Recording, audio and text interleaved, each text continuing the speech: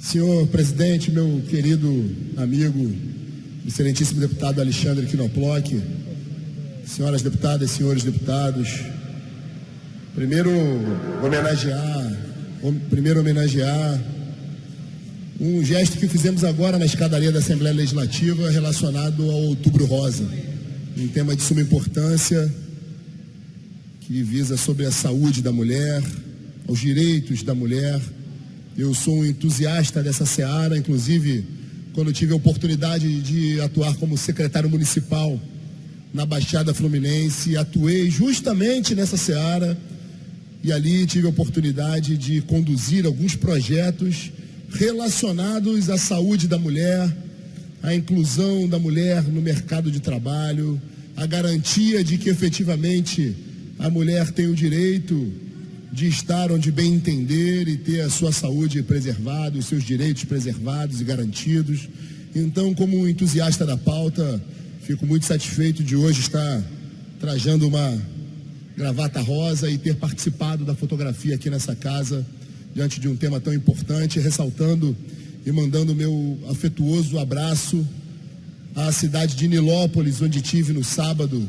por ocasião do anúncio de obras do governo do estado na área de saúde, mais especificamente na UPA do Cabuís e na retomada das obras do Hospital JK, que sempre foi uma bandeira minha, inclusive um compromisso meu por ocasião da campanha eleitoral, e que tenho tentado atender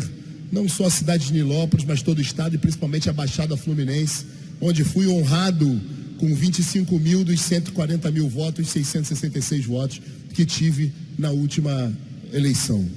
Então, naquela cidade também, eu instituí a Casa da Mulher Nilopolitana e é um capítulo que muito me honra da minha história como gestor público. Senhor presidente, hoje não poderia me furtar de subir a essa tribuna para narrar o que ocorreu na comissão de orçamento dessa casa. Eu tenho a honra de presidir essa comissão, a confiança dos demais colegas em presidir uma comissão de suma importância para o andamento dos trabalhos legislativos, assim como outras comissões igualmente relevantes, a CCJ, por exemplo, e outras comissões mais. Um desafio, deputada Lucinha, eu diria de compromisso com o Rio de Janeiro. É dever desse parlamento, por conta de uma imposição através da tripartição dos poderes, no princípio de Montesquieu, da autofiscalização de um controle de um poder perante outro, e nós, do Poder Legislativo, temos a missão precípua de fiscalizar os atos do Poder Executivo, sobretudo no que tange na questão financeira e orçamentária. Então, cumprindo essa missão, assim como tenho reiteradas vezes, deputado Alexandre Knoploch, sei que Vossa Excelência, ao meu lado, é um dos deputados de maior participação e protagonismo no embate ideológico que se faz no plenário dessa casa. Eu me orgulho, inclusive, desse embate ideológico de nós confrontando ideias que consideramos ideias que não somam em absolutamente nada, ao contrário, que são destrutivas à cidade do Rio de Janeiro, a essas pautas malignas, eu diria, que certos grupos, sobretudo de esquerda, trazem essa casa, e nós aqui,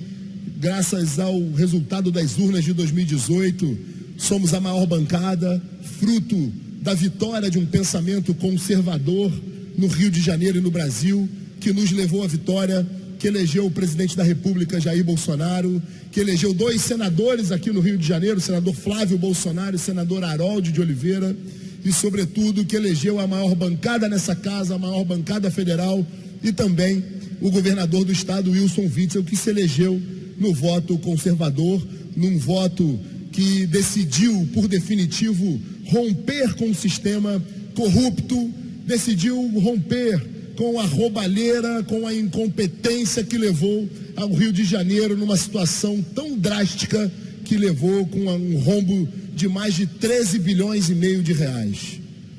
E aí, senhor presidente, eu hoje tive a oportunidade, como em diversas outras vezes, deputado, de dizer que os embates ideológicos são absolutamente saudáveis para a democracia e eles devem ser protagonizados aqui, no plenário soberano da Assembleia Legislativa. No entanto, a comissão de orçamento é uma comissão de aspecto técnico. E eu tenho tentado e conseguido dar, deputada Lucinha, o andamento com a tecnicidade necessária para avaliarmos ali os projetos de lei que passam por aquela comissão, e hoje não foi diferente. Deputada Lucinha. Eu queria cumprimentar o deputado Rodrigo Amorim, e já imaginava que a sua posição, seu pensamento, a sua posição política aqui, de rejeitar as contas do governador Pezão. Eu acho que seria muito salutar para essa casa rejeitar as contas do governador Pezão, tendo em vista que todo mundo viu o que aconteceu nos últimos 2 anos do governo do Pezão. Além do mais, deputado Amorim, o governo Wilton, se indicar para a base dele votar a favor das contas, está cometendo erro. Que é mais fácil, hoje, essa casa que se posicionar e votar contra as contas do Pezão, através do encaminhamento que foi feito pelo Tribunal de Contas, e depois, mais na frente, o governador te dizer que ele já pegou o Estado quebrado, que a Assembleia Legislativa reprovou as contas do governador, como o Tribunal de Contas também. Então, ele sairia até muito bem perante a população, dizendo, não, eu peguei o Estado já quebrado. Tanto é que tanto o Tribunal de Contas quanto a Assembleia Legislativa votaram contra as contas do governador Pezão. Então é nesse sentido que eu faço esse apelo, que eu fico ouvindo aqui, zum aqui dentro do plenário, que tem que aprovar, porque depois o Wilson, acho que não tem nada a ver as contas do Pezão com isso. Quem roubou, quem se locupetrou, quem fez as grandes cagadas foi o governo Cabral, foi o governo Pezão, não tem nada a ver com a questão do governador Wilson. Então, eu acho que era bom, né, o senhor como governador, como deputado, alertar ao governador Wilson de que isso não faz bem para ele, para a imagem dele de homem público, porque essa casa aqui tem que cumprir seu dever. Todo mundo sabe o caos que foi. Gestão Cabral, gestão Pezão. Então temos que rejeitar as contas através da solicitação do Tribunal de Contas e o governador refletir, que é mais fácil ele, na aprovação das contas dele daqui a um ano, ele dizer o seguinte, bem, eu já peguei o governo quebrado, tanto que a Assembleia e o Tribunal de Contas votaram pela rejeição. Isso é só no sentido de demonstrar o carinho que eu tenho por Vossa Excelência, no sentido de mostrar para o governador que ele está indo por um caminho errado. Ele não pode simplesmente aceitar que a base dele vote a favor dessas contas, que faz conta que não investiu-se nada em educação, nada em saúde, nada em benefício da população. E canalizar essa força política do governador aprovando umas contas dessa é descabido. Então concordo com o pensamento, Vossa Excelência, no seu parecer firme lá na comissão, e continue assim, terá sempre a minha admiração. Muito obrigado, deputada Lucinha. Faço minhas as suas palavras, a admiração é recíproca. Vossa Excelência, assim como o deputado Luiz Paulo e outros deputados nessa casa, independente do viés ideológico que defendem, tem o meu respeito e a minha admiração, sobretudo pela história que Vossa Excelência tem com a cidade, com o Estado do Rio de Janeiro, com o Parlamento, independente de pensamentos políticos em determinadas causas diferentes, mas todos aqui têm o meu respeito pelo que representam para a política e para o Estado do Rio de Janeiro. No entanto, eu tenho tentado dar andamento àquela comissão, ao lado de grandes colegas que ali estão, de forma, primeiro, com absoluta independência e também com a sensatez necessária para que possamos discutir temas tão importantes para a reedificação financeira do Rio de Janeiro. Nesse aspecto, eu, presidindo a Comissão de Orçamento, tenho a convicção que aprovamos a LDO, a Lei de Diretrizes Orçamentárias, num tempo recorde, promovendo as audiências públicas, além daquelas que estavam previstas na legislação, de forma a termos um debate amplo, principalmente com os pilares temáticos que o Estado do Rio de Janeiro necessita para sair da crise: saúde, educação, enfrentamento à criminalidade. Ouvimos ali o governo do Estado, a sociedade civil, e elaboramos com os demais deputados dessa casa que interferiram nesse processo, atuaram nesse processo através das suas emendas, das suas bancadas, e nós executamos uma LDO num tempo, eu diria, com a máxima celeridade, com compromisso com o Estado do Rio de Janeiro, com o Parlamento.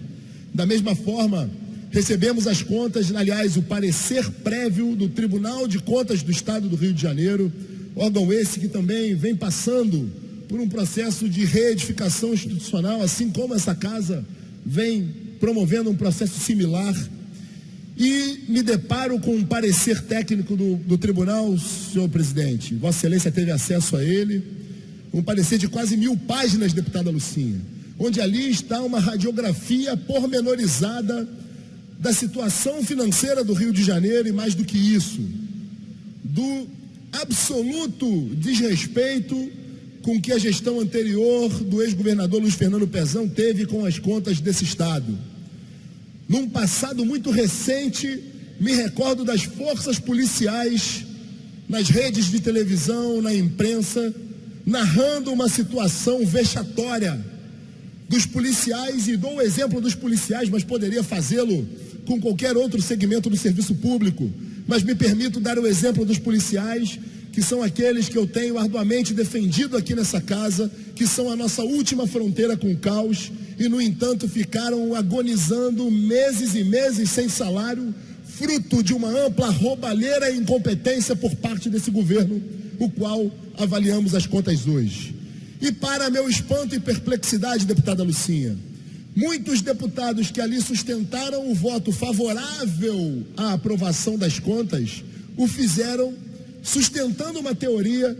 de que o Rio de Janeiro está afundado no mar de lamas, que o Rio de Janeiro está quebrado, que o Rio de Janeiro está vivendo um processo de recuperação fiscal, que está no meio de uma calamidade financeira. Isso tudo é absolutamente verdade. Agora, da mesma forma que usaram máximas do direito e teorias do direito para sustentar o seu voto, eu não posso permitir que uma teoria do direito que se aprende logo nos primeiros momentos da faculdade de direito, que é se valer da própria torpeza para justificar algo irregular, ilegal, ilegítimo. Eu não posso admitir que seja trazido à baila no momento que nós estamos avaliando as contas deste que foi, sem sombra de dúvida, o pior capítulo da nossa história. Aliás, hoje na Comissão de Orçamento nós protagonizamos o último ato deste que foi o pior capítulo da nossa história recente. Eu não posso admitir que alguns deputados tragam como argumento, como fundamentação jurídica e lógica, a própria torpeza daqueles que criaram essa aberração, esse caos, essa calamidade que o Rio de Janeiro tem vivido.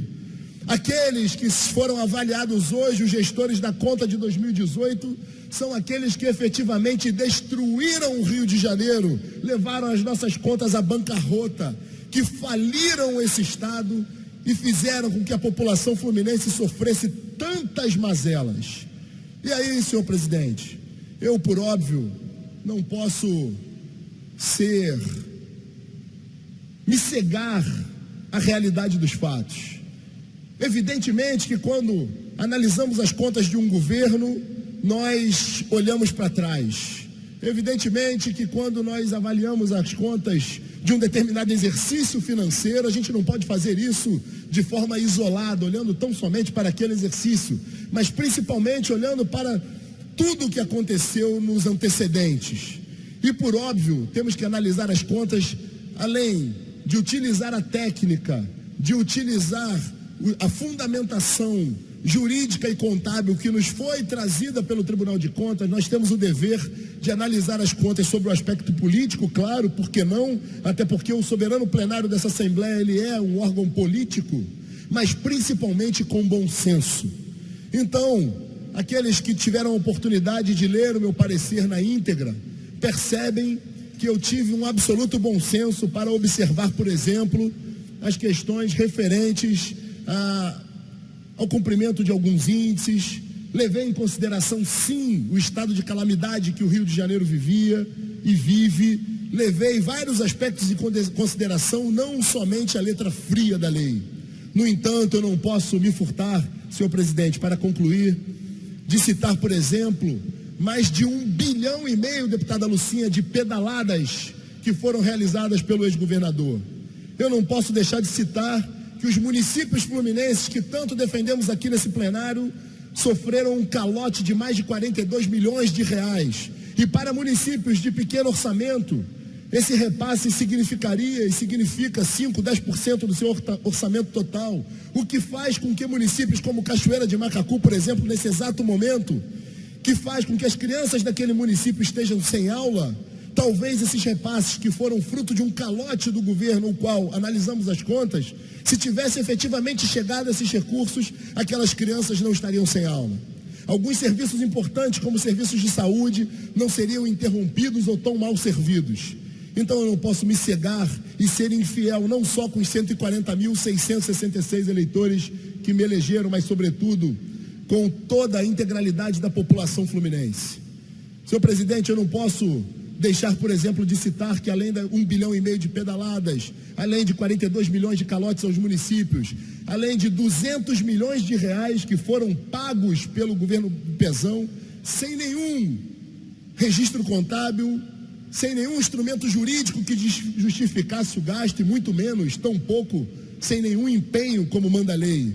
Isso é um tapa na cara do cidadão, das nossas contas, essa falta de transparência, essa desídia e essa gestão temerária caracterizada pela forma com a qual o governo anterior geriu as suas contas, as nossas contas dos cidadãos do Rio de Janeiro, foram o motivo pelo qual eu votei pela rejeição das contas. E para finalizar, senhor presidente, há um aspecto que é de suma importância nesse relatório, que é justamente aquele que talvez, por um prisma, seja o mais subjetivo, mas sem dúvida nenhuma, a meu ver, salvo o melhor juízo, o mais relevante de todos para ensejar essa reprovação, que foi exatamente, deputado Salema, a falta de ação, a inércia, a omissão, a apatia, a incompetência, a desídia e, sobretudo, a falta de responsabilidade e zelo que o ex-governador Luiz Fernando Pezão teve ao observar um rombo em nossas finanças de 13 bilhões e meio,